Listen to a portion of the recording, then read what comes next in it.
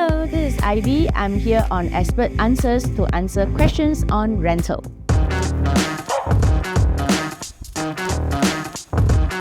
What are the qualifying factors being a landlord and a tenant? This is a common question being asked by foreigners and even local tenants. According to our CEA guidelines, qualifying the landlords first of all depends on the type of property that they have. If it's a residential, they can go ahead to rent after being purchased. But for HDB residential, they need to fulfill 5 years before they can rent out the whole unit. But for room rental, the owner can stay inside and do the room rental. And for the tenant side, being a foreigner working in Singapore, you need to have valid work passes. Then for Singaporeans and PRs, you are okay to rent any property in Singapore. Question number 2, can agents resolve tenancy disputes? Well, the common tenancy disputes are really on minor repairs and early termination. So let's talk about minor repairs. So we always goes back into our tenancy agreement on what is the terms and conditions of the minor repairs. And we will always work together with reliable handyman, aircon contractor, or even rental guys to advise on the tenancy dispute. Early termination. Same thing, we goes back into our tenancy agreement because for a normal 24 months tenancy, there's usually this thing called diplomatic clause for 12 plus 2 months. And when the foreigner exercises this diplomatic clause, it allows the foreigners to exit out from the tenancy.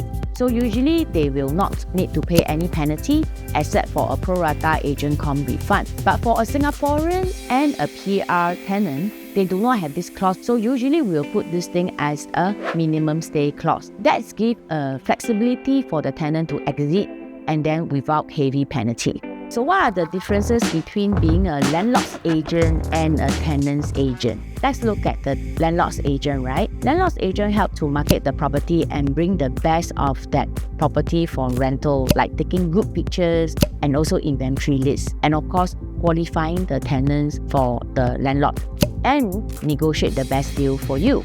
So being a tenant's agent, we will source out the market conditions and the environment and bring the tenants around the neighborhood to get familiar, especially where they are the foreigners' tenants, right? And of course, most importantly, both agents, landlords and tenants agent will negotiate the best deal to match them accordingly. As a tenant, what are the things to take note of when you are renting? I have 3 points to share.